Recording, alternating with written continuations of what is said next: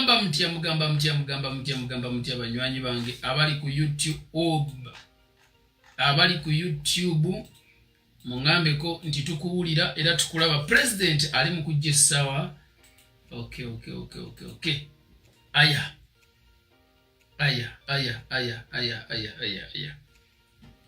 Oba kati biteredde biraka biteredde. Kale ndabika nteredde. I think now I'm ready to go. President ow'ekkumi Kyagulanyi Ssentamu ajja live. Ajja live.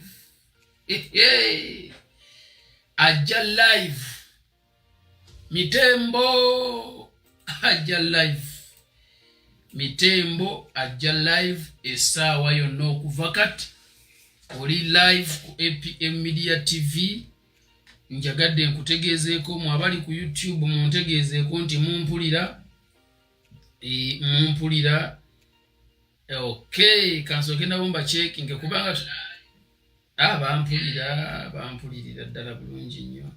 They do hear me and they are listening very well. I'm here to make sure that the face of my president, Robert Kyagulanyi Ssentamu, doesn't go off of air. Yeah. Yatera ngenda kikakasa nti mu kalulu tugenda kubeera live. Kino njagala nkibaddiremu. Mu kalulu tugenda kubeera live. Nkaddemu tugenda kubeera live. President ow'ekkumi Kyagulanyi Ssentamu atuuse essaawa eno Kavule. Era kakati namwe abali Kavule, yes kimanyi nti program yakyuseemu. Wabaddewo ebyakyuseemu biyitirivu nnyo ddala. Abamu basoose kukiwuliranga be bagambye nti president agenda kubeerayo essaawa 2. Of course yasoose n'alirizinga program bwetyo, naye ne wabaawo era ensonga ezakyuseemu. But of course he came back and said that we are coming live ku ssaawa 11, right? So essaawa ntono nnyo okuva kati, eddakiika ntono nnyo okuva kati ajja live. Nze jagadde nzije nkuteeketeeke ekyo mukitegeere. Good morning, good evening. Mwasuze mutya, mwasibye mutya, sente mwazimazeewo, muziraba nti zigwa. No situkove Kampala ogende ekijja Bwema kijja alabale mulimu abantu butuufu ng'obeera wala nga singa obadde omanyi nti sente gwawo tewanditambudde mayiro 140 miles olinya taxi bakunyige bakusibe muli obenga akabizi wallahi mumalamu amaanyi sikulimba. So president ali mu kujja essaawa zino baganda bange. President ow'ekkumi Kyagulanyi Ssentamu kye kintu zizaano kakasa ati nkuteekateeka. Njagala ulize president ng'ayogera muve ku biri. Omusajja yayogeredde essaawa meka naye ng'alinako abantu nga 6.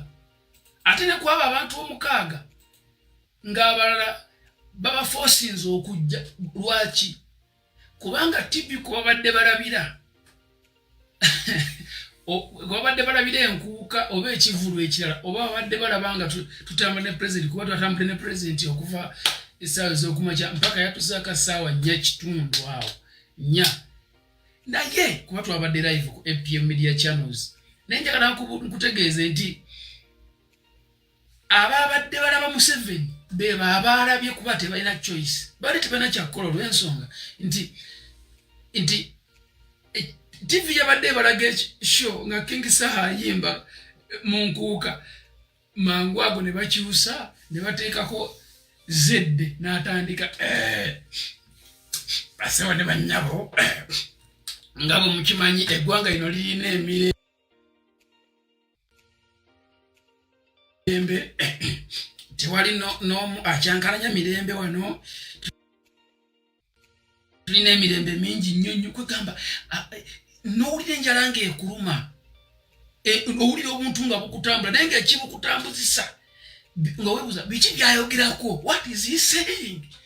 Nga ne wiiki eno yennyini omwogezi Nakinku activist munnaffe yawambiddwa oli bane munsonyi kano kagenda kuba kerere munsonyi we naye nketaaga so kerere je kakuba mujigumire so listen to this yabadde nnyonnyola eggwanga nga ebimu NRM byekoze mbwerese emirembe like tulina emirembe waka n'omubuuza emirembe waka nga ba activist oba abantu aboogera ku ddembe aboogera ku bufuge ku bufuzi bw'eggwanga nga bwe litwalibwa mubakutte mubawamba ne mumukwata ne bababuuza ali ludda wali muga tetumanyi waali then ne muddamu okumulaga ng'ali mu kooti either ng'enjala alina za kitundu oba nga takyalinga bwe mwamutwala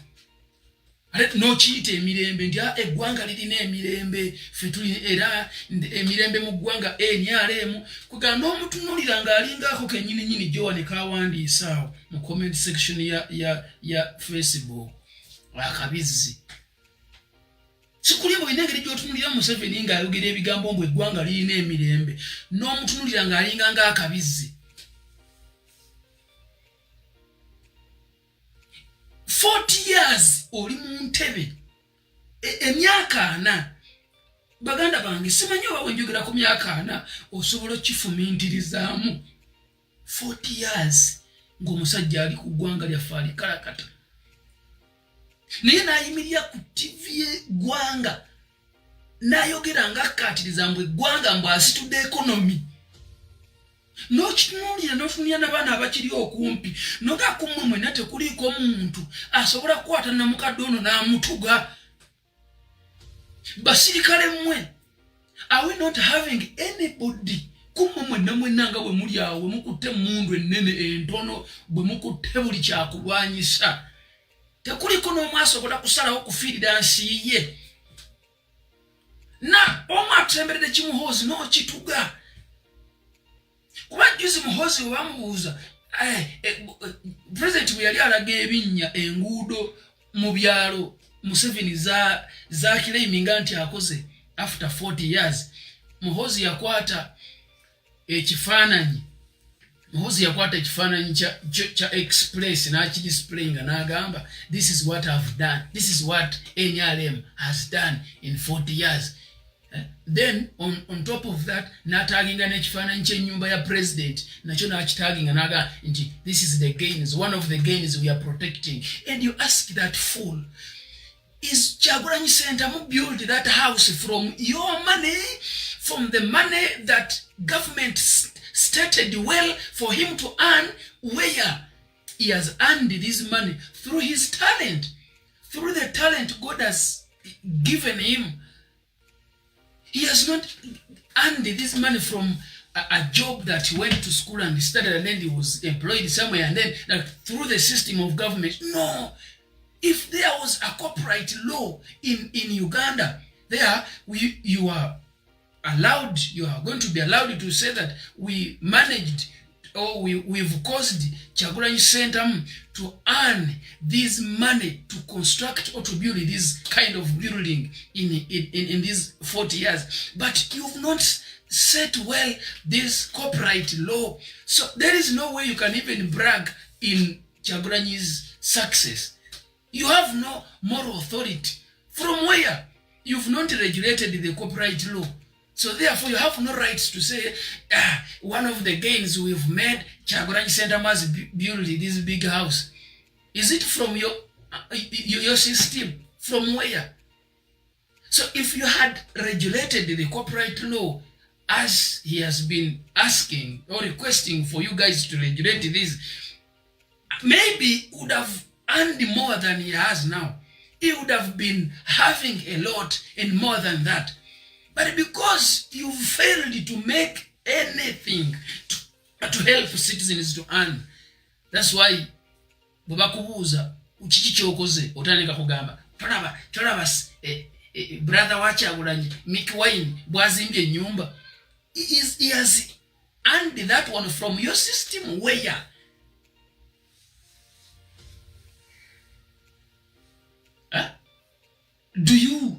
Can you point at something that say now no Mick Wine alina zino sente okubanga twakola system nazimba oba weya nze ndaba abalina sente Uganda bonna babyenzibe oba abadde muyimbi najja nayimba bana Uganda ne bazireeta ne bamuwa emiliyoni 5 kwebye 5 ne mumujjako bisatu nasigazaako 2 nazimbako ennyumba.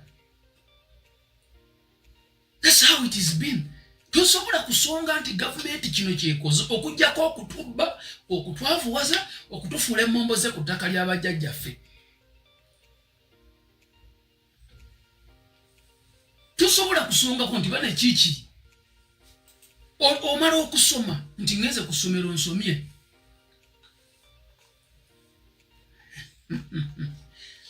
Bwekiri muganda wange abadde ngamba wano ntyo nze ntegese ndi ready nize president afulume. President agenda ku addressinga eggwanga ogenda kulya president nga ayogera. He has hope in what is telling us. Alina essuubi mu byatugamba.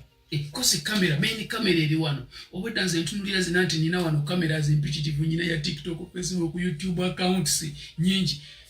Main account yeno wano. Okay, this is it baganda ba Kyagulanyi Ssentamu bw'aba ayogera aleeta essuubi erikwatwako ebintu nga bisoboka in case singa oyo abadde alina ssente akawunti y'eggwanga lino abadde ayagala obbikola ng'asobola obbikola just mu mwaka gumu n'akyusa eggwanga in just 1 year like this oba omaze okukyusa eggwanga. Naye olw'okubanga nti bano abasajja bo tebalina wadde kirowoozo era baali tebaagala kuzimba ggwanga wabula bajja kulinyagulula tosobola kusangako wadde ettaffaali neeri ne bwe lubeera luguudo. Listen to me very carefully. Ne bwe lubeera luguudo nga luzimbiddwa mweno gavumenti luzimbiddwa kuyamba bo si kuyamba ggwanga. Juzi nasimbawo millions 2 ku TikTok nenga nti njagalayo omukungu wa gavumenti ogo aveeyo ambuulire gavumenti ya Museveni kyekoze on behalf of Ugandans nga kisinga gavumenti ziri enkadde bye zaakola emyaka egiyise. Kireete miliyoni ezi z'abalema ompozi omu yekka yali agezezaako zitwala yagamba they are very careful and accurate in assassinating and killing Ugandans. Ne muwuliriza nubigatagatamu nga kituufu. Can I remove this? Ndaba reflection mu mirror. I'm telling you this. Omwana yangamba it erimu ku bintu Museveni byakoze oba gavumenti ya Museveni byekoze ng'esinga bali nti Museveni asobodde okutta abanene like n'akutta n'alekawo doubt nga babuuza ani akusse like Museveni asobodde ekyo kiteekawo mbu akutta ate najja n'akuziikirako. Accuracy Museveni akutta n'akuwa n'amabugu obooluganda nali ngenda zimuwa naye ne mugamba nagambye on behalf of Ugandans kugamba okikoze ku lw'Abannayuganda okutemula abasiraamu.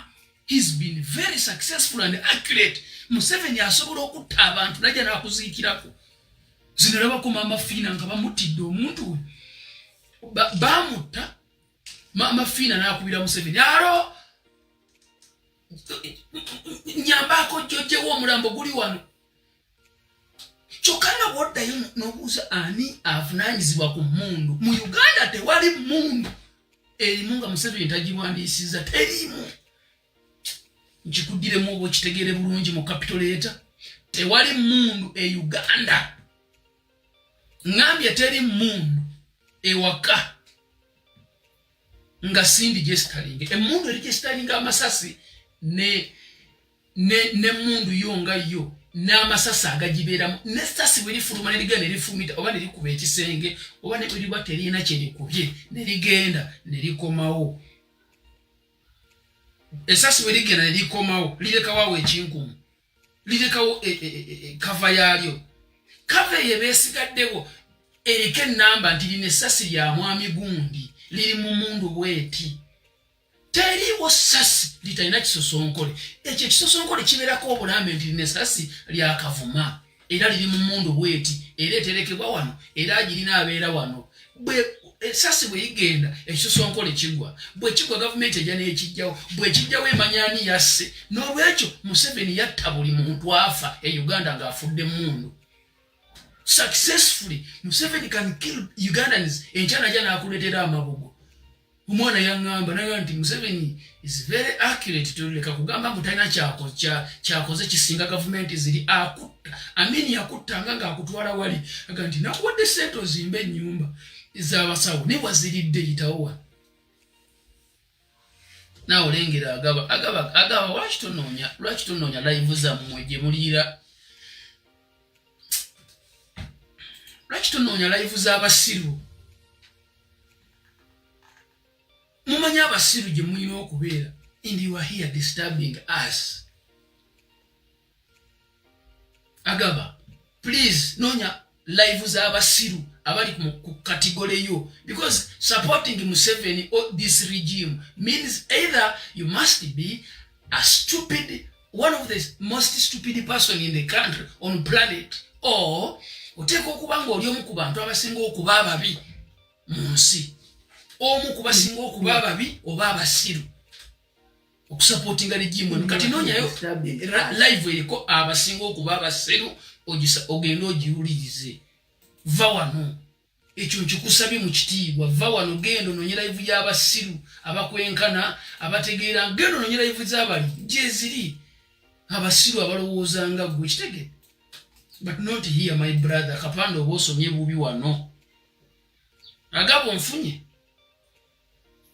nkikusabye mu mirembe wala inonyayo live zammwe ze mujyamu nga zo zikujyamba not here ate tolemerako nsiriikiridde bwe nti oveeko ongambe weeraba okitege mu kitiibwa because oli musiru nnyo tolinawo moral authority kubeera wano kweno live eno yabategeera si kikula mmwe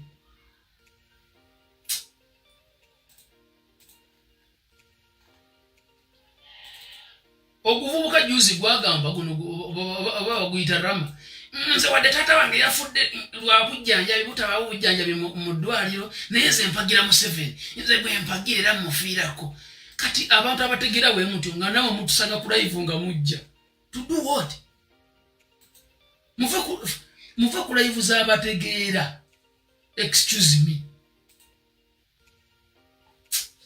wama president ajje essaawa yonna amaze okutuula ya onyiridde dadi ono omusajja agenda kukulembera Uganda ngambye kukulembera sigamba kufuga nze nzikiriziganya nammwe abagati kyabwe ntajja kufuga ggwanga muli batuufu because si mufuzi is a leader teri mufuzi asobola kujja mbuyire kubanga ali mu status ya Kyagulanyi najja nayingira entebe taliyo oyina kuba munaku nga Museveni bwe yajja nga tebalina na toyi mwe bapama beeyamba mu nsiko Museveni baali banaku maximum Museveni yali munaku respectively ninaye kafaananyi juzi kafuluma mwakalaba Museveni ng'ali ne taata we mama taata we ng'akayumba kalinga buli obuyungu obwedda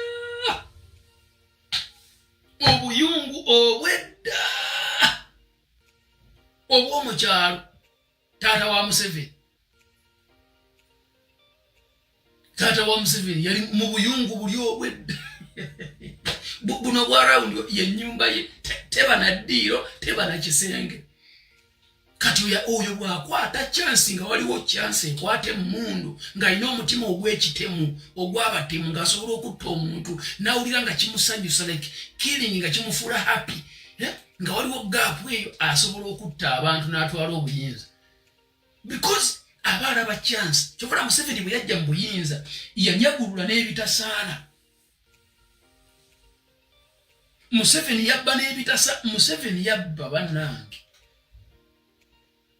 baba train tebakoma okumu abatamanyi ebyuma president yadde abyongerako lino oluguudo train kwetambulira waliwo ebyuma bibeera ne ebituulwako train kwetuula bweti ebyuma ebyo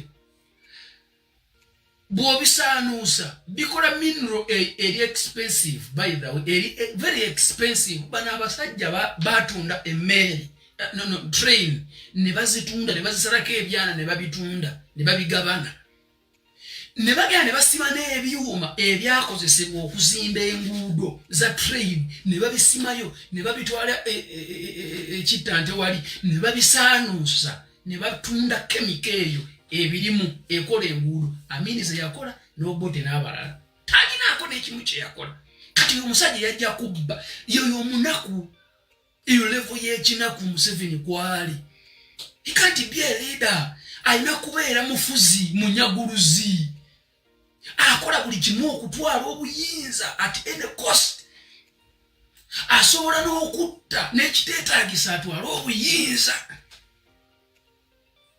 asobola okunyaga bane president agenda kufuluma yesaawa eno ngenda mukuteerako muganda wange togenda kusubwa kintu kyonna ekyo nakyeyama naye togenda subwa ki live mu maaso ga president nakibagamba so nzikiriza nagati talifuga Uganda kituufu talifuga naye aligikulembera era agenda gikulembera because si mufuzi mukulembeze.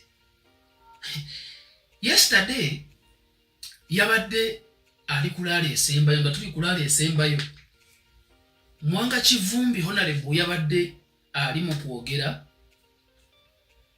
yabuuziza abantu ani yabadde agenda kusaba prayer abantu yamuga nedda twagala president yabasaba amalowoozi ne gawera mu audience president yabasaba omugenyi omukulu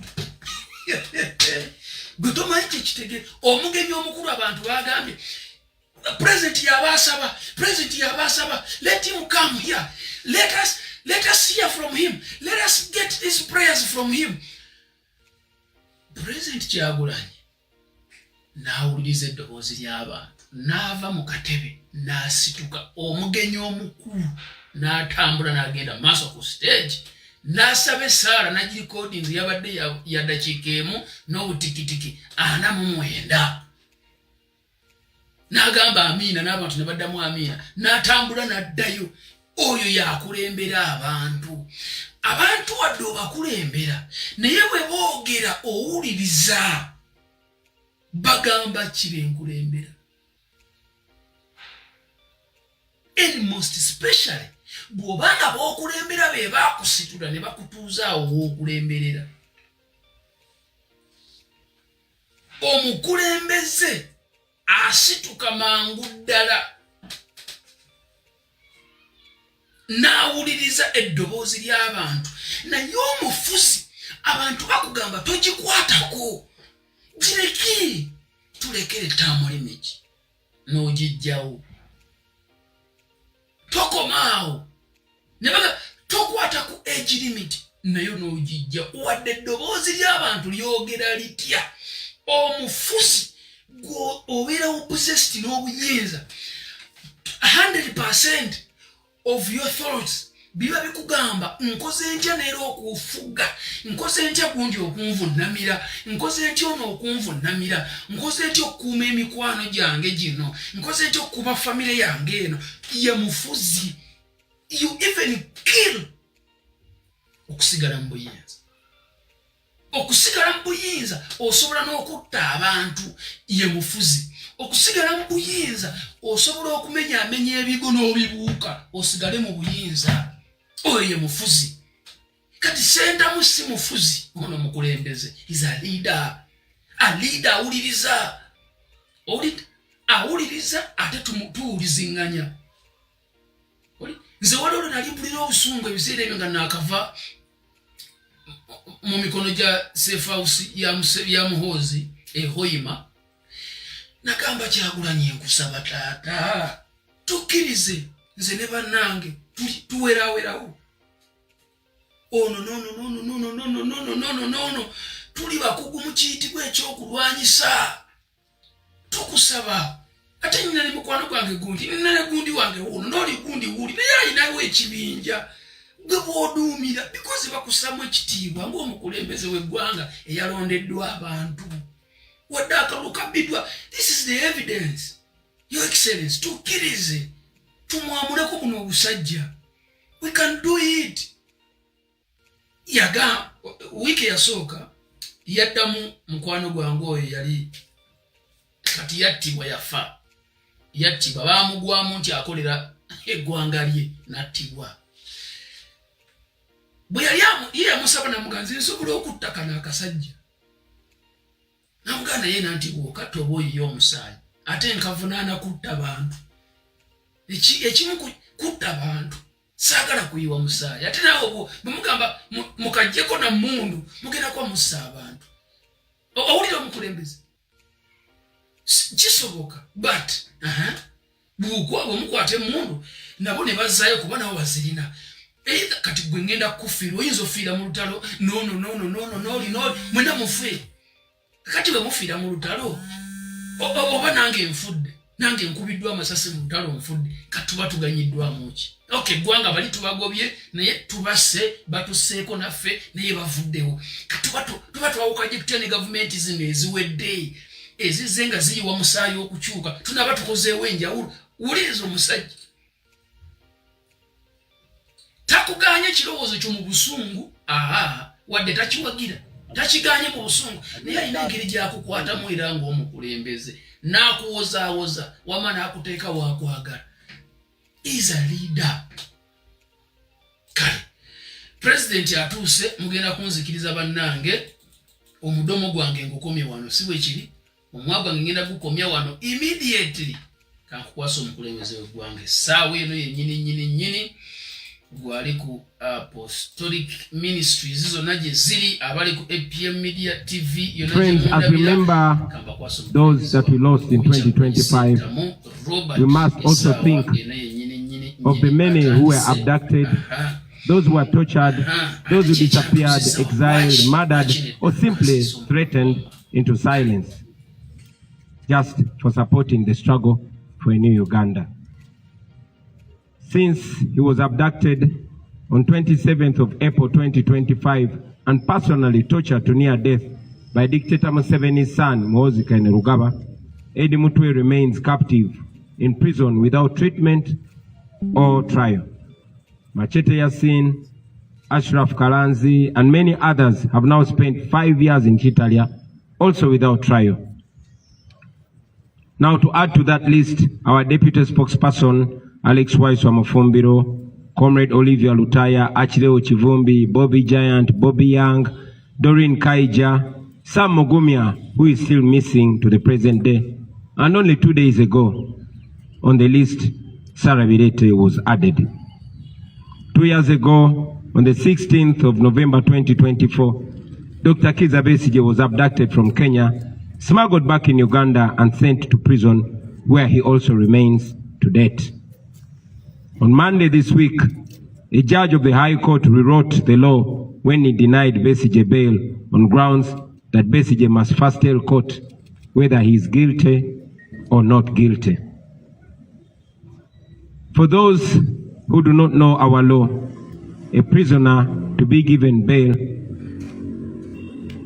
must not plead guilty or not guilty to the charges against them.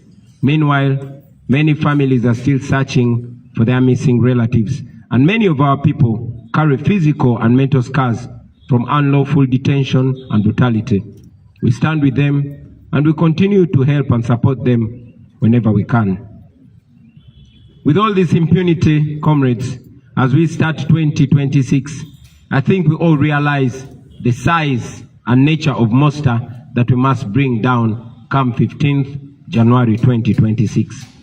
We must therefore reflect deeply and honestly about the phase that our struggle for a new Uganda is now at. Uganda is rich in people and resources, and yet millions of its citizens live in total poverty. This is not because they lack capacity to transform their lives, no, but it's because they have lacked accountable leadership for so long a time. Last year, we continued to suffer under the regime that has already spent 40 years suppressing our right to exist as dignified human beings in our country. They are concentrating power and wealth in the hands of a very few people. Elections remain neither free nor fair. Corruption and abuse of office are going on and they're unpunished. And yet those who dare to expose them have paid a very heavy price. In July, our young people mobilized themselves to march against the shocking corruption at Parliament presided over by Speaker Anita Among. Regime security officers responded by arresting, torturing, raping and sodomizing the young people in police custody. Many were charged with being public nuisances and they were sent to prison. State institutions like the police, the military, and the Electoral Commission itself, which should protect the Constitution and the people, they choose instead to serve the interests of the regime. And instead of upholding the law fairly, they chose to selectively apply it against the people that are asking for a better country. We condemn in the strongest terms possible any attempt by those institutions to abandon their legal mandates and to hide behind guidelines or directives that are outside the law. No individual and no institution has the authority to override our Constitution. When the Electoral Commission, the police, or any other institution issues guidelines that contradict the law, we must then firmly reject them because those guidelines are illegal and they must be treated as such. As you all know, we are in the last 2 weeks of our presidential campaign. So far, we have faced the ongoing brutality and the interference from the regime. We have been intimidated, we've been tear gassed, we've been pepper sprayed and beaten. Our supporters are attacked and killed. The injustices go on. We are blocked from towns. We are blocked from using the main roads. We are being blocked from campaigning in some districts. And the injustices are countless. And yet everywhere we've gone, the reception from the people has been overwhelmingly positive. Millions of Ugandans have turned out to welcome us and to assert their readiness to reclaim their country and to start a new Uganda. One of our greatest achievements during the ongoing campaigns has been the reawakening of our people across the country. From Chisoro to Koboko, from Busia to Kabong, Ugandans have stood to reclaim ownership of their country and their future. Citizens proudly the main roads. Mic check. Citizens are now proudly and defiantly raising the national flag as a symbol of resistance, a symbol of a nation that belongs to all that live in it. And they raise the national flag unapologetically. We salute you, fellow Ugandans. Everywhere you go, everywhere we've been, ordinary Ugandans, regardless of their tribe, regardless of religion or the region where they are recognizing that they share the same struggles. The bad and impassable roads, the low access to grid electricity, underfunded public schools, health centers without medicines and staff, and the crashing cost of living.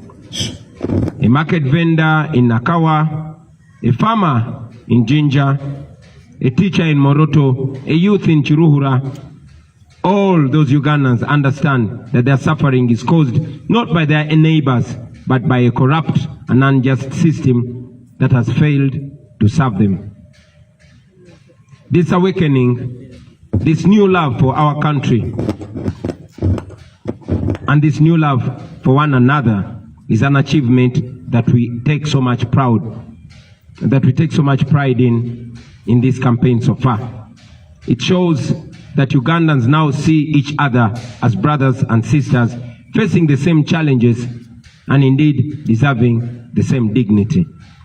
Throughout this campaign, we have not only exposed the failures of the current regime, but we also continue to explain in simple and clear terms what a new Uganda will look like under the NUP government, truly elected by the people of Uganda. As we approach the 15th of January, our message remains clear.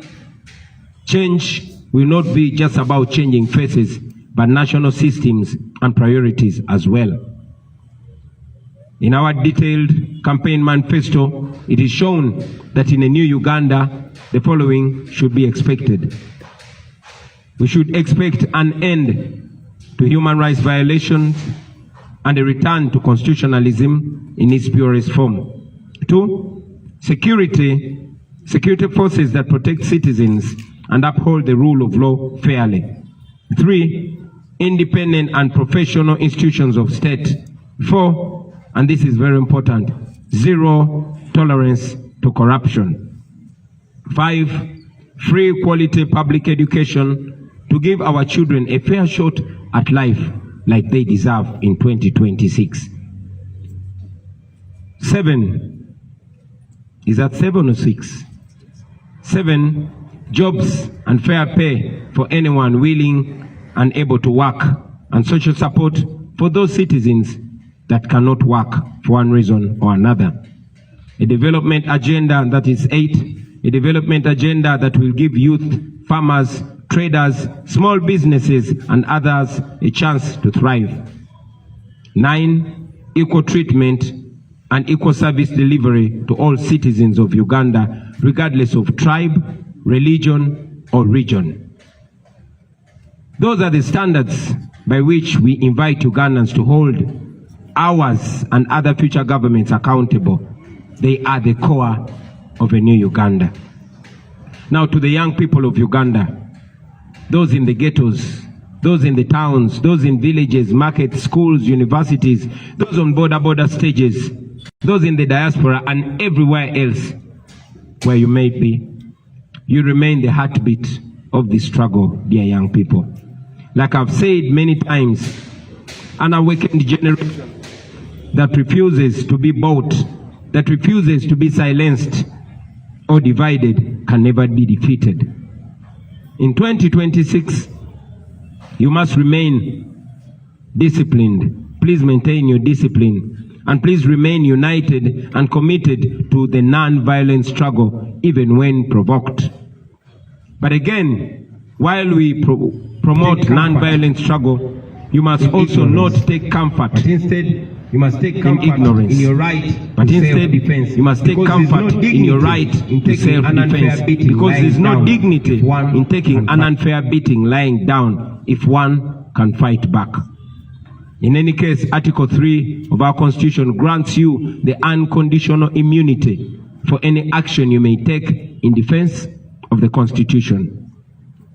To the religious leaders, the cultural leaders, civil servants, professionals, business people, and those genuine colleagues in the opposition, we say to you that Uganda is bigger than me, Uganda is bigger than you, Uganda is bigger than all of us.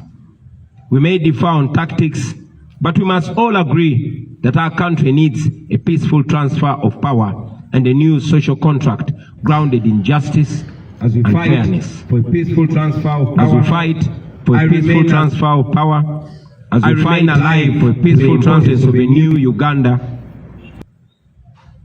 that will be managed nicely, decently, and morally right from the first day of transition. I therefore wish to assure all of you that we have already set in motion a transitional mechanism led by a technical team tasked to produce a detailed blueprint for the structure of a new government and other transitional arrangements. This team is reviewing institutions, laws, security, the civil service, service delivery systems, and consulting ordinary citizens to ensure that from day one, the new Uganda is governed in an orderly and constitutional manner. In the days immediately after winning the elections, our political teams will formally join the technical team and together refine the transition roadmap to agree on priorities and prepare systems and personnel needed to receive the instruments of authority come May 2026. During the transition, we shall During that transition period, we shall ensure safety of every citizen, regardless of who they supported in the past. We shall also ensure a broad-based, merit-driven government to reflect the true face of Uganda. Competent and patriotic Ugandans from all tribes, regions, genders, and backgrounds will be invited to serve in the leadership if they are up to the task. I want to encourage all of you, my fellow citizens, to reject the lie that nothing can change in Uganda. Everything can change in Uganda, and indeed, everything will change in Uganda. History has repeatedly shown that oppressive systems will always look unshakable until they fall. Every act of courage, every sacrifice, every truth spoken in the face of fear brings us closer to the new Uganda that we all dream of. Even those who defend the regime and do its dirty work, they know deep down inside that the present situation in Uganda can simply not go on forever. So let us reject the lies. Let us reject the tribalism. Let us reject hatred and division. Let us stand together and continue to document every single abuse against the people of Uganda.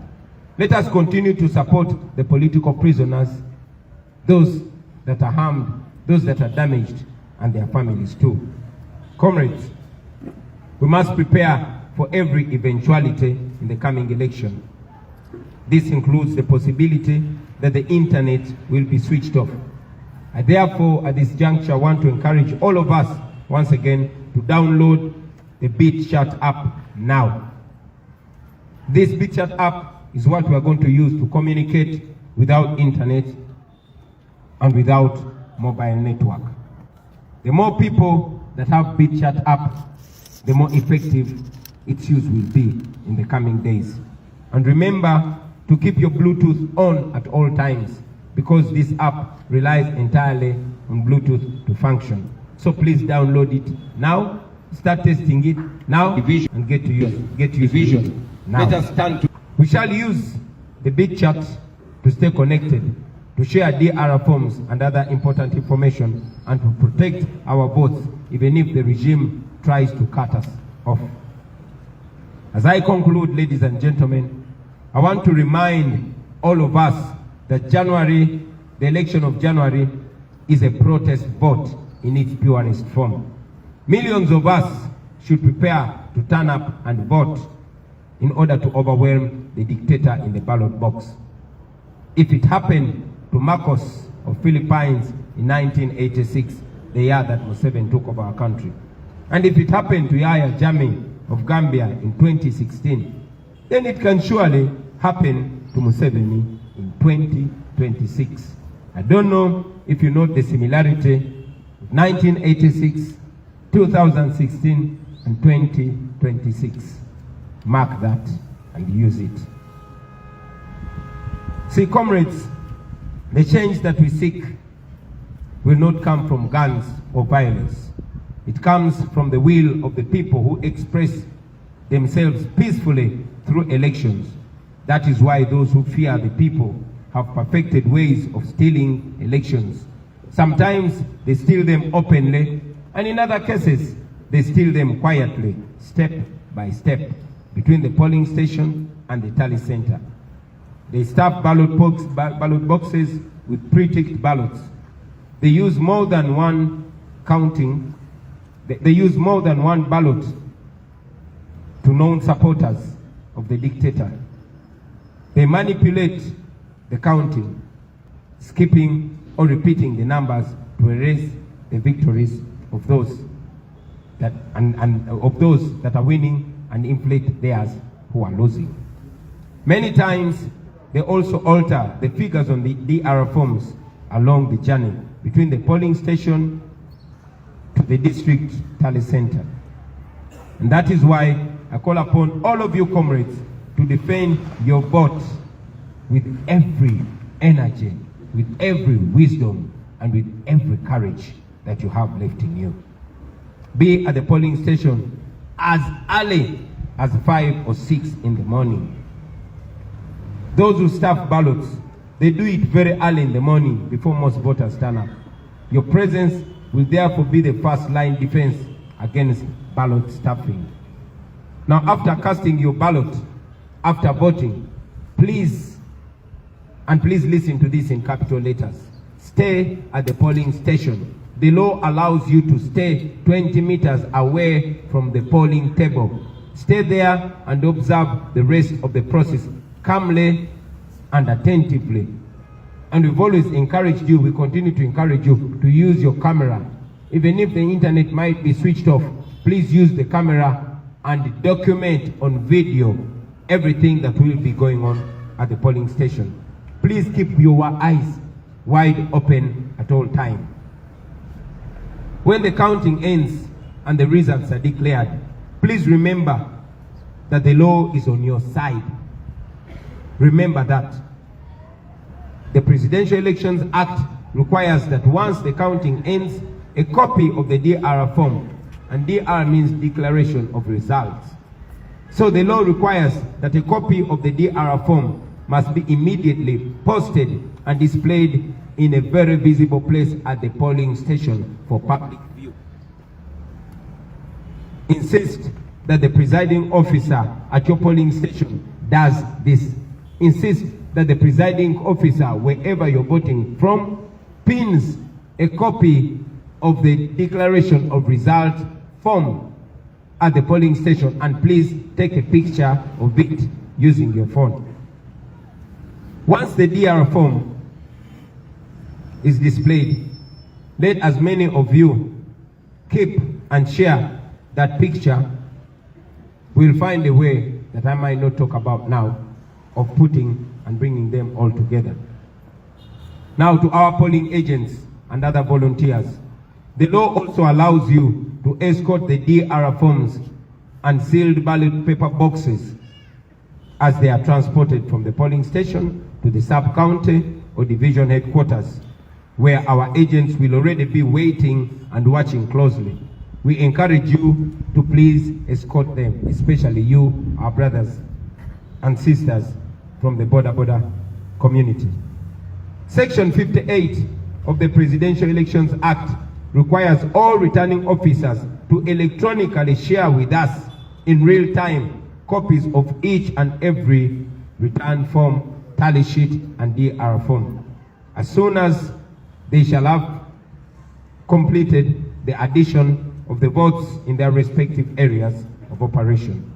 We shall expect them to strictly comply with this provision of the law.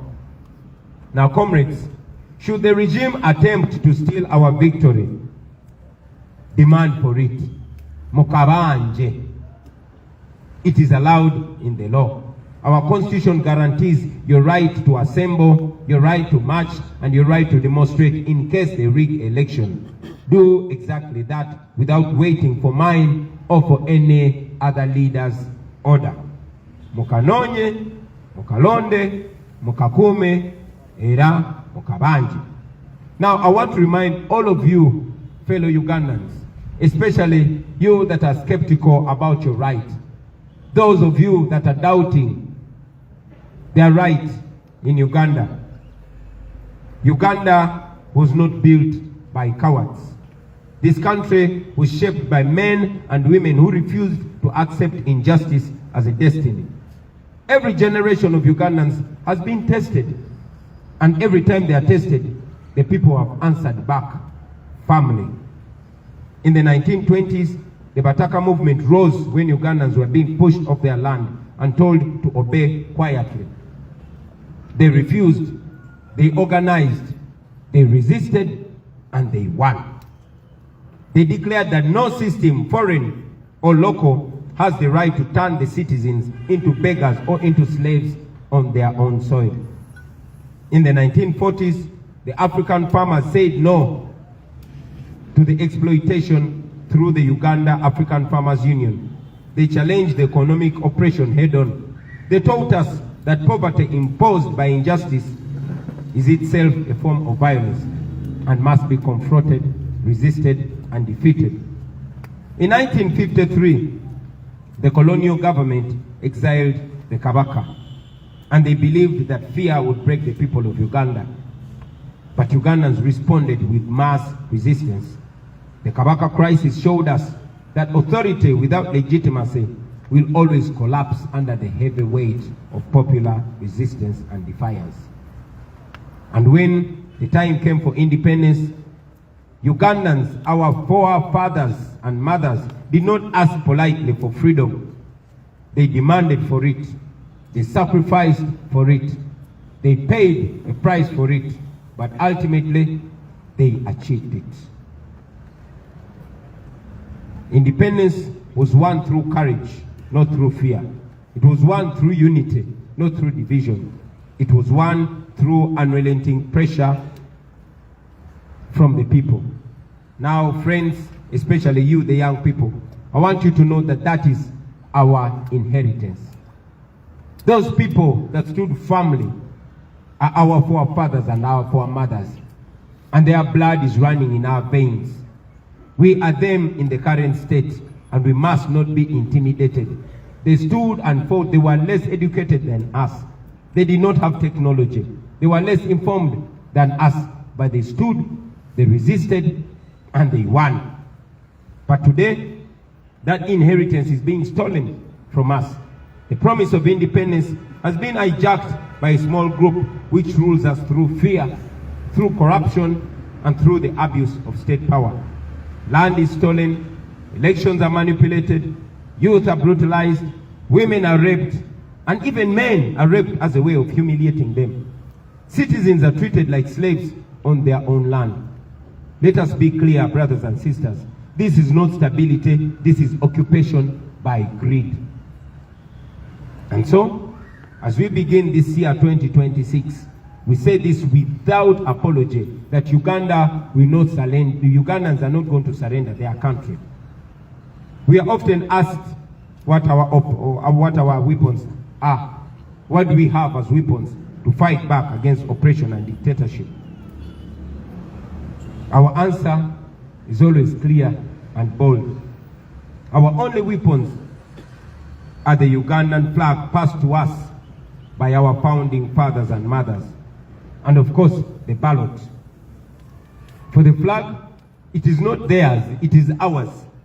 The country, it is not theirs, it is ours. The future, it is not theirs, it is ours. The ballot, that one is sacred. It is the most powerful instrument ever placed in the hands of ordinary people. And the ordinary citizens of Uganda must use it and use it to the fullest. And that is why the ballot is feared. That is why it is stolen. That is why we must guard it jealously, peacefully, lawfully, but most importantly, collectively. Not with violence, not with hatred, but with courage, with vigilance, and with unity. This generation must understand its duty, because if we don't understand it, brothers and sisters, we must remember that history does not and will not forgive silence. Neutrality in the face of oppression is a choice, and a very wrong choice at that. Therefore, we must not make that choice. We must stand and be counted. The Bataka did not keep quiet. The farmers did not keep quiet. The people during the Kabaka crisis did not keep quiet. Those who fought for our independence, the very people we descend from, they did not keep quiet. Then why should we? Are we fools? No, we are not. We will not keep quiet. Brothers and sisters, let this new year mark a turning point in our country. Let fear be replaced by courage. let the power return to its rightful citizens, the people of Uganda. We reject dictatorship, we reject corruption, we reject those who want to steal our future, and we declare with one voice that Uganda shall be free, not by bullets, but by the unbreakable will of the citizens of Uganda, and that is us, we the people. May this year, 2026, be a year when the curtain finally goes down on dictatorship and oppression forever. I thank you for listening to me, for God and my country.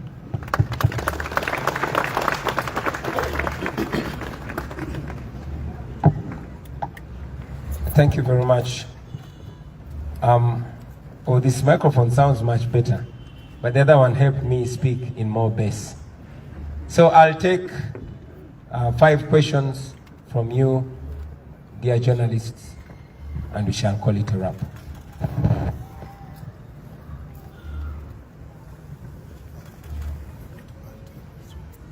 Yes, Martin.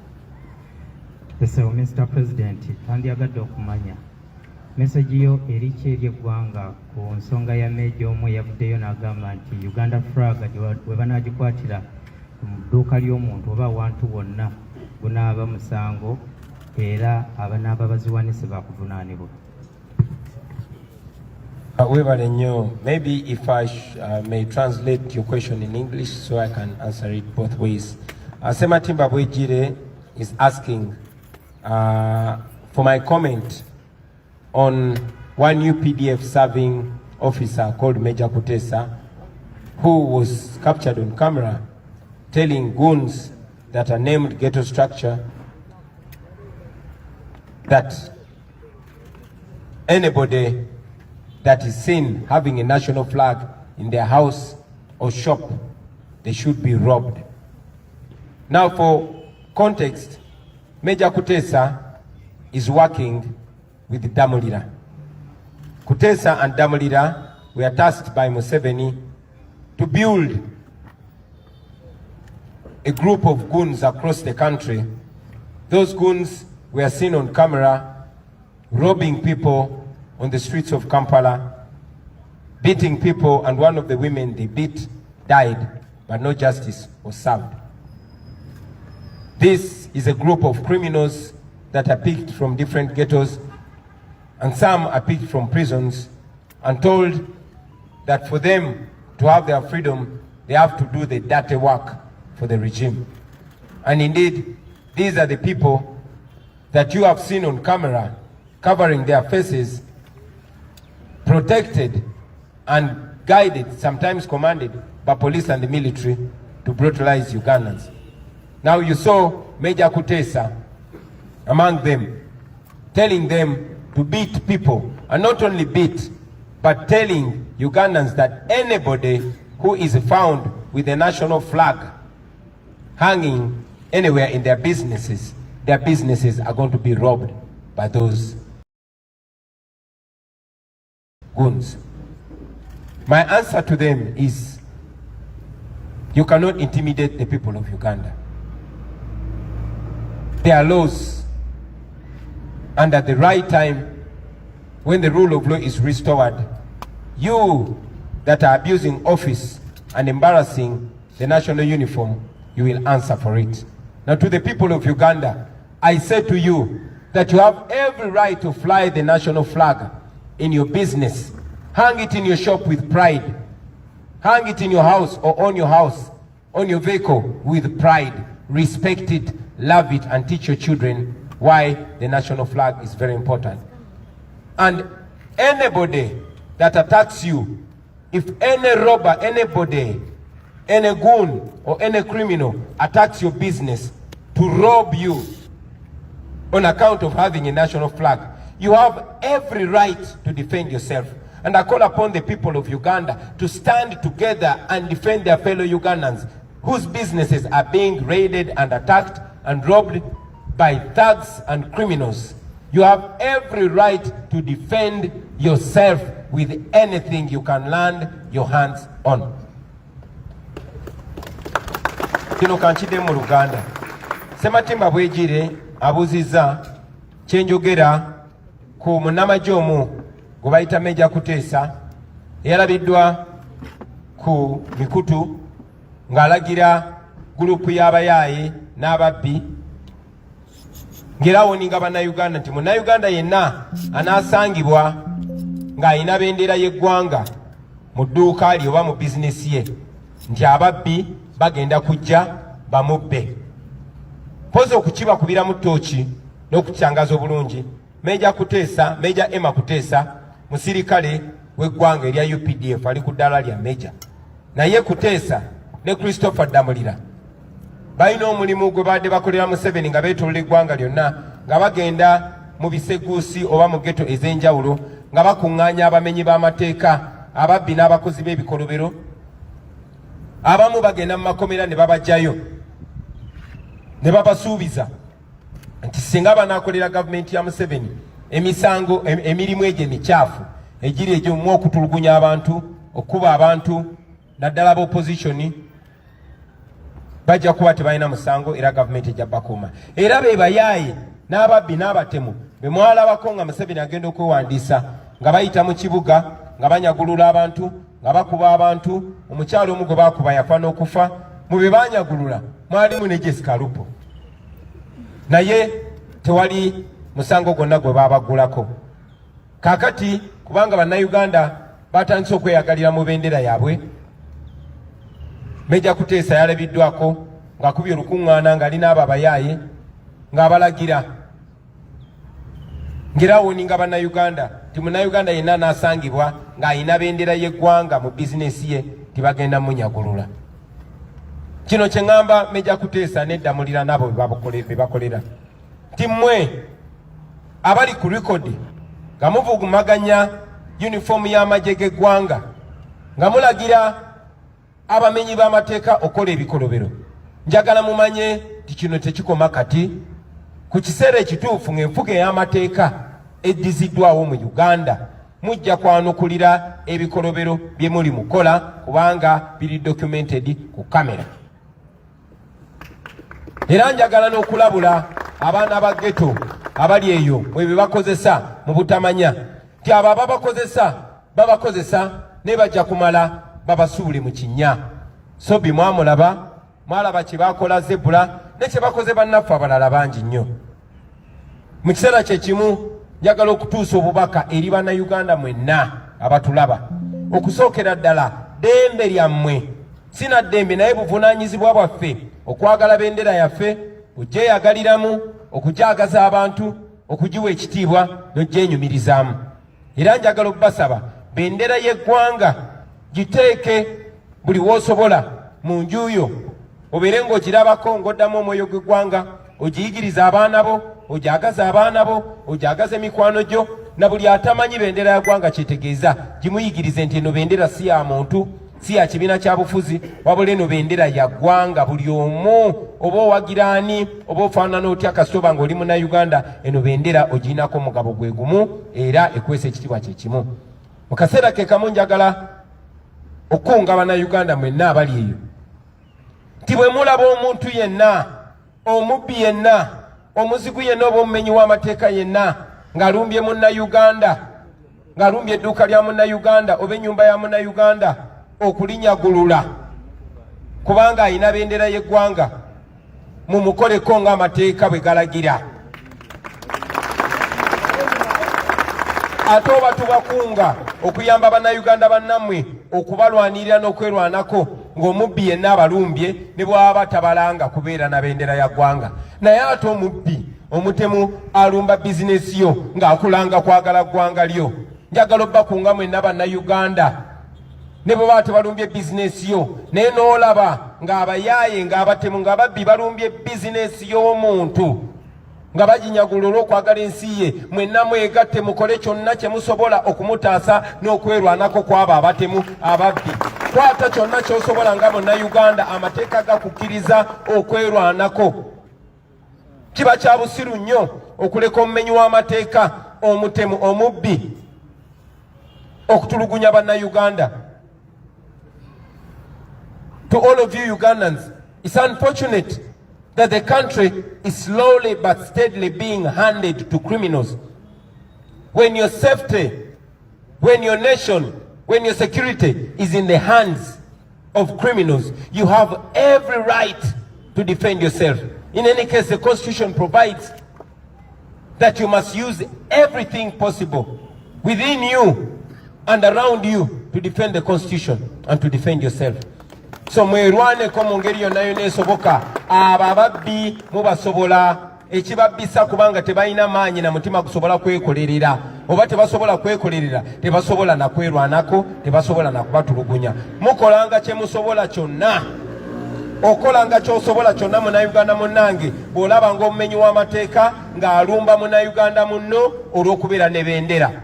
Nalabye n'omuyaayo omu ng'agamba nti gwanaalaba ne bendera y'eggwanga bagenda mu kubambako nga mwenna Bannayuganda bannange. Bw'olaba ng'omuntu yenna, omutemu yonna omutuju yenna ng'alumbye owa boodabooda amukuba amutulugunya olw'okubeera ne bendera, nze mbakunga muvangayo ne mutaasa Munnayuganda oyo, kuba omuntu alina bendera olina omuwa ekitiibwa. Mu kiseera kye kimu kankozese ne guno omukisa okubakunga mwenna. Tibogenda n'olaba bizinesi y'omuntu ng'alina bendera y'eggwanga, mazima ne byatunda ne bw'oba tobyetaaga baako ky'omugulako omuwagire olw'okwagala eggwanga lye. Owa boodabooda bwe baba nga bali babiri naye ng'omu omulaba ayagala nnyo eggwanga lye ng'ataddeko ne sitiika ya bendera ya Uganda oba ng'alina bendera ya Uganda, muwagire mwogere okwagisa abantu eggwanga lyabwe.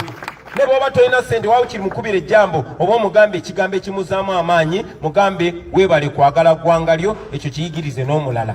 Tewali agenda bayi kubayigiriza oba bakunga kwagala ggwanga lyammwe. Mulina eddembe ku ggwanga lyammwe, mulyagale. Bw'onooyagala eggwanga lyo ojja kufuna ensonga lwaki olirwanirira, lwaki okola ekituufu, lwaki okola enteekateeka ey'omugigi ogunaddako nagwo gweyagalire mu ggwanga lyo nga bw'olyagaliddemu. Eno bendera yammwe temukkiriza batiisatiisa, mulina obusobozi bwonna okugirwanirira era mugirwanirire kubanga bajjajjaffe abaagiteekawo kyekyo kye baatwagaliza. Thank you very much.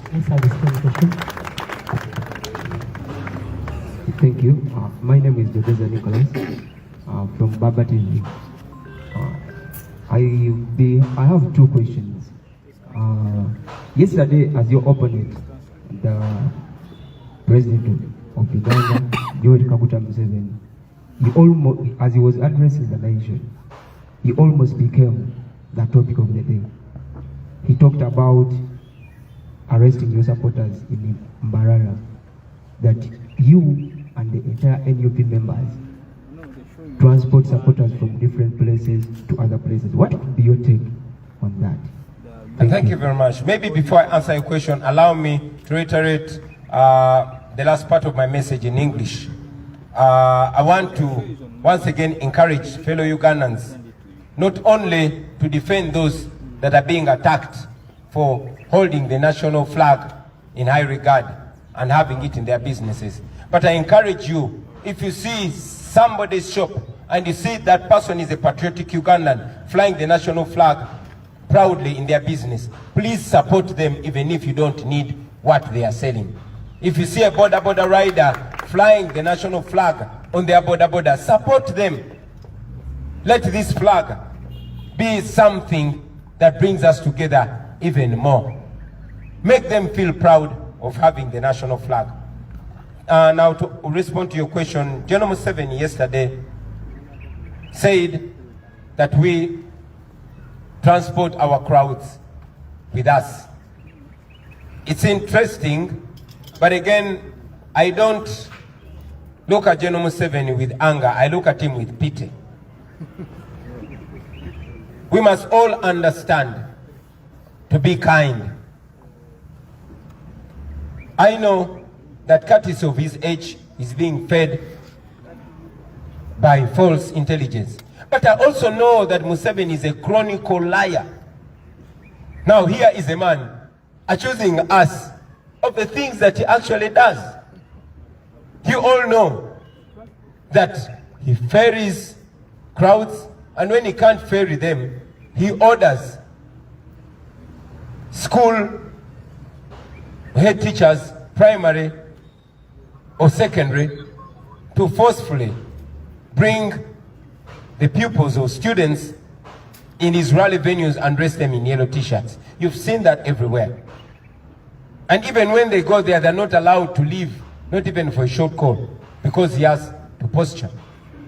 You also know that the police and military has been closing roads on us, and where we've been allowed to pass. Not more than 5 cars are always allowed to pass. So how are we transporting crowds? You notice that the police and military, even when we are moving in the dusty roads where they allow us to pass, they always stop borders from following us. You have been following. Every roadblock is meant to stop supporters, borders, who we don't even know where they're coming from, but they are joining us as a show of solidarity. They stop them in order to deny us crowds. But because he knows that everywhere we reach, there are crowds of people that are yearning for a message of a new Uganda. So, like I said earlier, I don't want to be in the business of exchanging accusations with General Museveni. In our culture, we are taught to respect elders even when they don't respect themselves. Thank you. Thank you. My name is Ramson Muhiru. I work with NBS TV. I have just 2 questions. You have encouraged Ugandans to stand up and vote overwhelmingly. I would like to have your take, the general assessment of the Electoral Commission's preparedness as we count days to the voting day. And the second question is about the rampant denominations by the Electoral Commission. What do you make of that? You know, how it is affecting the party? Looks like it's not about to stop. Yes, later. Thank you very much. First and foremost, the Electoral Commission is not independent. The Electoral Commission has descended into the arena, started with the chairperson of the Electoral Commission coming out to attack our theme of this vote, protest vote, illegally and immorally. That showed that the Electoral Commission chairperson has a side. But again, he has gone ahead to ignore his mandate of being in charge of the election. The Electoral Commission is not in charge of this election. You have seen Museveni's son, Muhoozi, who hates the military, appointing himself as the spokesperson of the Electoral Commission. So just like in 1980, the 2026 election has been largely taken over by the military, but by the strong will of the people, we shall persevere.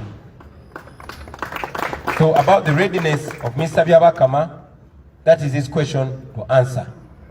But we say he is not to be trusted, the Electoral Commission is not to be trusted, but good enough, Article 1 of the Constitution places all power in the hands of the people of Uganda. About the rampant denomination of our people, that again goes further to show not only the illegal behavior of the Electoral Commission, but the bias. You have seen our brother Honorable Walukaga Matthias denominated. Even when the High Council, the Council for Higher Education clearly indicated that he possessed the minimum qualification. But the one Rashande who stopped probably in P2 has not been denominated. The same has happened to 7 of our candidates, 8 now of our candidates being denominated across the country, leave alone those that were denied the nomination, like Comrade Alupo Masse. You have seen that the Electoral Commission is being used by those that are in power. This is a very, very embarrassing move by the Electoral Commission. They think they're hurting us, but they're helping us expose themselves. You will notice that the Speaker of Parliament, Anita Among, ensured that the people that were running against her were denied the right to be nominated. The Deputy Speaker of Parliament made sure that those that were running against him are not nominated. The vice president, same thing. The prime minister, same thing. The finance minister, same thing. So, you realize that this is a joke. But I want to assure Ugandans that as soon as we get to a new Uganda, as soon as the rule of law is restored, please wait for those by-elections. The people of Uganda deserve and indeed will have the right to vote for their leaders, and they will not have stooges imposed on them. We are taking the next question. Thank you. Thank you. My name is David from Daily Monitor. I'm asking about water protection. Sorry, maybe before you ask the question, I will also add to that answer that shamelessly, some of the candidates have been coerced, others bought out to the tune of 500 million each. Imagine a government, imagine an old man in his 80s who prides himself in having fought for democracy, buying out candidates to the extent that some of our candidates were arrested, put in prison, and intimidated. Then they reached out to them in prison. Shame on you, Museveni. Please go on with your question. There is a request from Muhil. The question is about There are more people in Uganda. What you are in Uganda? Sebo badde mbuuza nti wali akakiiko k'ebyokulonda ka denominates abantu bannakibiina bangi kikyo kyogera kubanga n'olwali waliwo omuntu avuddeyo kyenkana buli lunaku abaayo be badenominatinga then n'ekyokubiri gyonna assessment y'akakiiko k'ebyokulonda nga tugenda mu kulonda ennaku kati tubalambale tukunze bannayuganda okuvaayo mu bungi balonde olowooza akakiiko kaliwedi. Webale nnyo. Akakiiko k'ebyokulonda ne bwe kandyagadde okubeera redde si ke kali mu mitambo gy'okulonda kuno. Akakiiko k'ebyokulonda bwe bansolo teyina mannya. Mwami Byabakama si yali mitambo gy'okulonda kuno. Mwami Byabakama n'akakiiko ke tebeetengeredde. Ye nga ye already yalaga saidi tulinga abavuganya n'akakiiko k'ebyokulonda ne poliisi n'amagye n'ebitongole byonna mu gavumenti. Mwami Byabakama yasooka kuvaayo n'avumirira eŋŋombo yaffe eya protest vote nga talina tteeka n'erimu lyasonzeemu. N'amala n'avaayo mu buswavu bw'ekitalo nga mulamuzi mulamba mu nnamateeka naye n'agamba ebyamateeka temubigoberera naye temubeerawo temukuuma akalulu kamwe. Mwami Byabakama gwe tulumiriza okubba akalulu kamwe. Ate ne mukama we Museveni yavaayoko n'agamba nti twegatta naye ne tubba obululu bwe. Kaakati Mwami Byabakama bw'oba tukulumiriza okubba akalulu nga ne boosi wo yali akulumirizaako, lwaki toyagala bannayuganda bakuuma akalulu kaabwe ate nga amateeka bwe gagamba? Gwe nga munnamateeka oyinza otya okugamba abantu nti amateeka temugagoberera just temujja. Ekyo tekijja kukola, tujja kukuuma akalulu kaffe. N'ekirala muze mulaba nti amagye galinga gawamba okulonda kuno okufaananako ng'okulonda okwa 1998 amagye bwe gawamba okulonda. Mutabani wa Museveni nga yakulira amagye yeefudde omwogezi w'akakiiko k'ebyokulonda naye era nga bwe tuze tugamba amaanyi g'abantu bonna gajja bayinga. Obuuza ne ku nsonga ey'okujja abakulembeze baffe ne bakandideti baffe abeesimbyewo ku lukalala, ekyo nno kya buswavu. Muze mulaba ng'abantu baffe babajja ku lukalala. Mwalaba Honorable Mathias Walukaga bwe bamujja ku lukalala ne bagamba talina buyigirize bumala, ali ku university nga n'ekakiiko ak'okuntikka akekebejja ebyobuyigirize kawandiika ne kakakasa nti Walukaga alina obuyigirize obwetaaga okwesimbawo, naye ne gy'asomera nabo ne bawandiika naye akakiiko k'ebyokulonda ko ne kagamba tasaanidde. Akakiiko ke kamu kakkiriza Lwasande eyakoma mu P2 okwewandiisa ne bamunominatinga agende yesimbewo kuba MP. Tekikomyawo mu kulonda kuno obuswavu bwongedde okulabika mu nkola ya Mwami Byabakama n'akakiiko kakulemberako ebyokulonda. Abakungu bonna mu gavumenti ya Museveni yamulagira nti tebabaako ababeesimbako kubanga mu kulonda kwa 2020 bonna twabawangula ba vice president ba minister twala tugende kakati yatidde okuswala kuno kwe kusalawo di speaker we Anita Amongo ogwe mmanyi bulungi omubbi teyesimbikako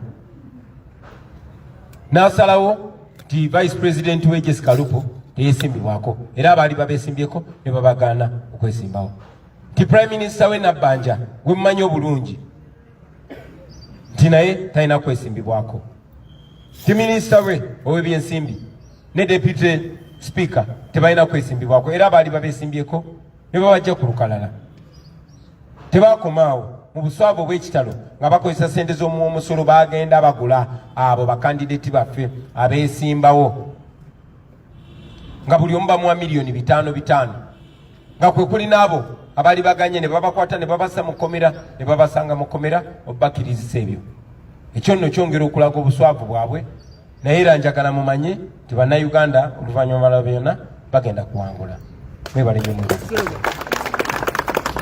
My name is David from Daily Monitor.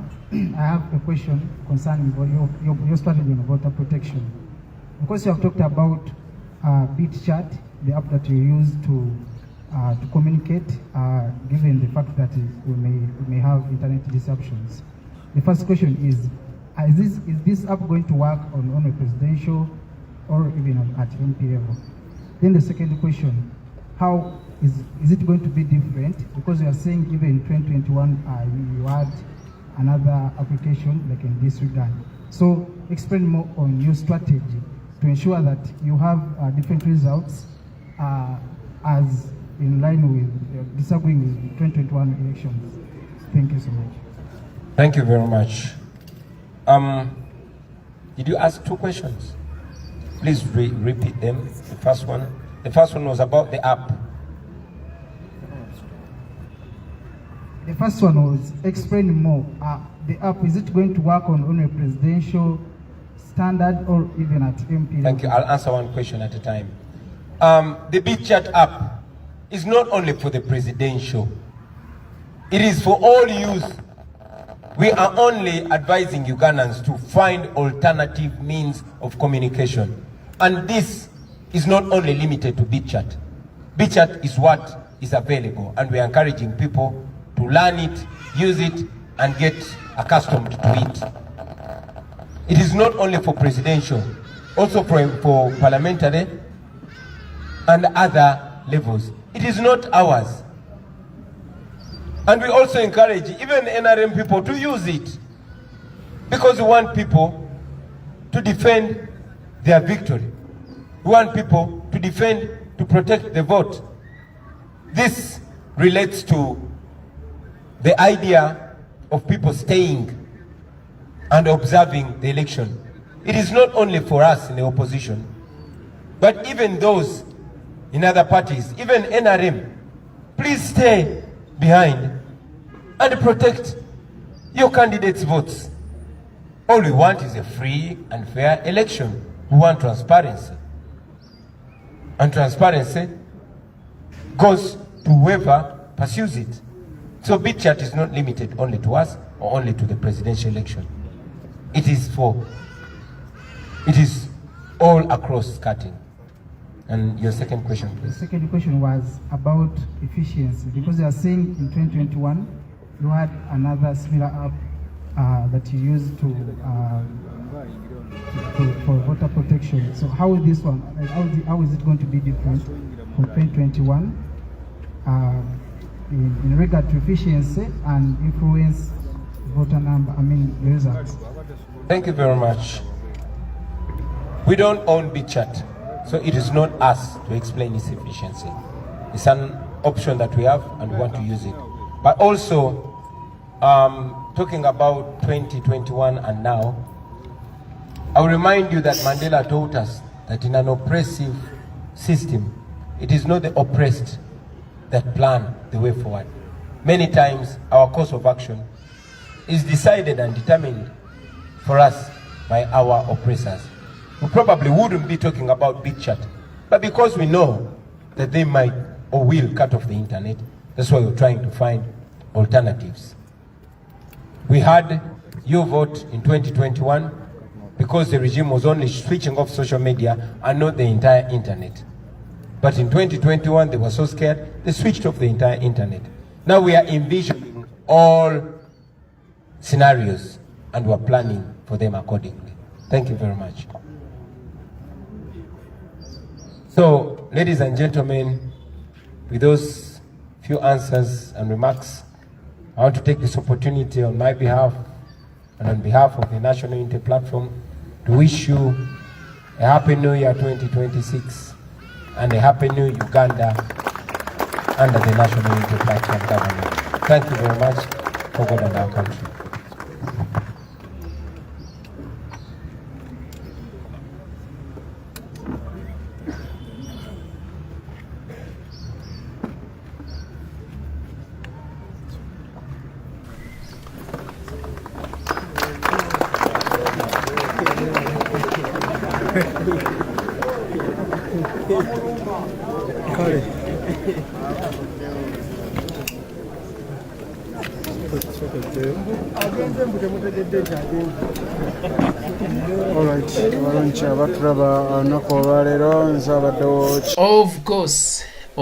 Of course muganda wange byo n'obiwulidde era bwe bityo bitambudde. Njagala kwebaza gwe atugoberedde era abadde naffe wabula njagala okkirize nkuyitiremuko katono ku nsonga ezikoze nkiyite eggulire oba ezisinze okukwata ku mitima gy'abannayuganda naddala nze nga bwe mbiraba. Ensonga ebadde singa obukulu y'abasajja bano abeeweredde okukuba abantu emiggo.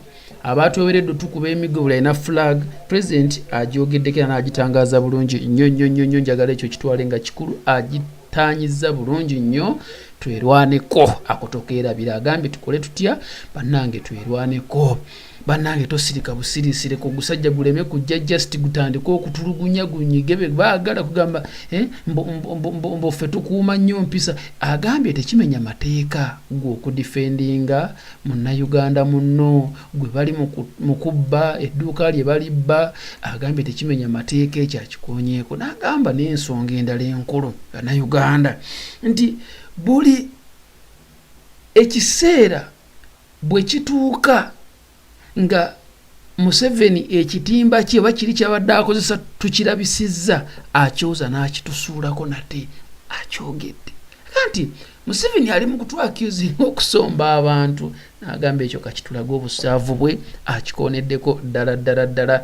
Ensonga eyokusatu President yayogeddeko app eno kujuji tubagambako eyitibwa BitChat tunaba kugidownloadinga oba weeyisa bugendo gidownloading muganda wange kikolere ddala nga bukyali kubanga ogenda gyetaaga kuuma bluetooth yo nga kweri. Yes of course n'abalabe bajja gibeerako kubanga eri open naye ejja kuyambako. Kino kyengenda okusuubiza gwa subscribing ku APM Media TV subscribing following APM Steven Media tugenda kubeera live ffe aba APM Media. Of course n'abooluganda abalala mu struggle abasinga ffe tugenda kubeera live. Ekyo nkikubuulire tugenda kubeerako ku live era tugenda kulaga ebifa mu ddwaniro live ku social media platform. Akati abali e Bulaaya temubitya nammwe abali mu bitundu by'eggwanga ebyenjawulo gula buguzi ka wifi ko oba kasobodde kateekeko funa ka wifi ko kanaka akategedde obeereko. Otherwise naye ffe abali ebweru w'eggwanga tugenda kuba nga tubateekako bambi bujja kuba nga mufuna buli kigenda mu maaso wabula ewaka bijja kuba si byangu olw'ensonga nti internet bagenda gidisconnecting ewaka. Kitegeeza data wa Airtel MTN n'ebya tebijja kukola okujjako ng'olina Starlink osobola okubeerako. So abaana abaku Starlink gyeri ewaka gyeri era ne bwoba oyagala okugula naawe osobola abalina kasente musobola nammwe abaagala okugulira famire osobola okukagula mu magezi singa ojja nga tukumanyi yaba oba omanyiddwa nga tukumanyi oli mulwanyi munnaffe tujja kuwa engeri gy'osobola okukagulamu okatwale obeere nakeeka connectinge baaba osobole mweyo area osobola okuconnectinga abantu 120 mu area eyo.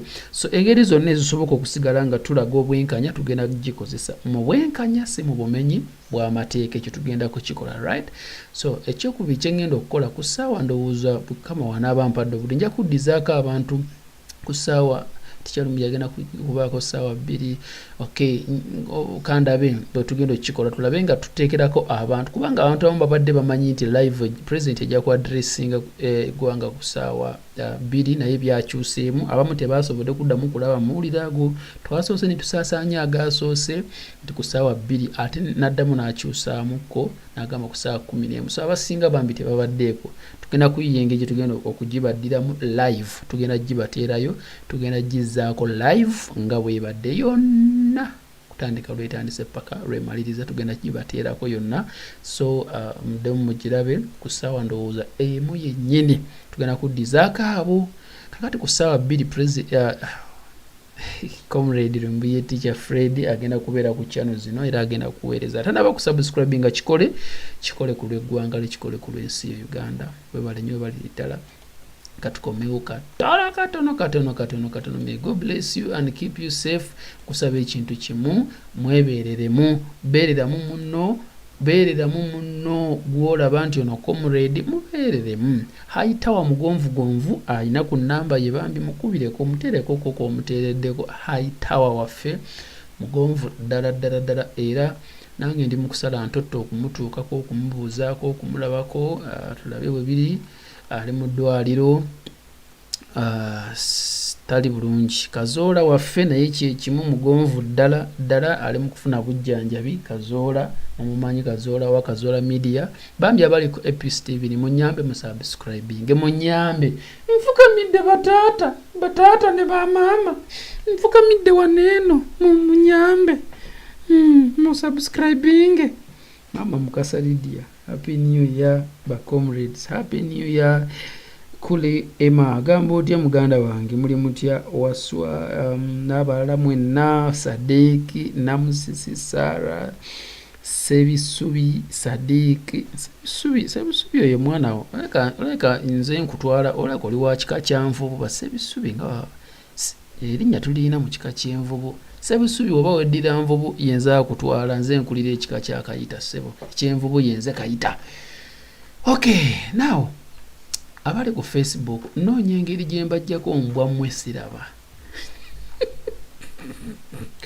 abali ku Facebook ala abali ku YouTube mwekambajjireko wano nsobola okubajjako wano nga seemenyezza mu ddakiika eno yennyini anyway Uganda empya I pity that munnamawulire asking president our strategy on communicating when okay the internet is switched off yeah ebiri tugenda bimugamba yabwe kiri naye ng'era akiwulidde yap president bakimubuuza akibuuza ku lwa bulungi bwaki ya waggwanga akibuuza ku lwa bulungi bwa ggwanga si mu bubi lwakuba munnange yeetabitegedde naye nga ya communication egenda kubeerawo NUP egenda kubeera live ezo embuzi tezisobola tusinga magezi ezo mbuzi bya ddala zo tugenda kubanga tukakasa nti tubeerako live ekyo tugenda kukikola tugenda kubeerako live kale kandabe engeri gye ngenda okukikolamu okubateerayo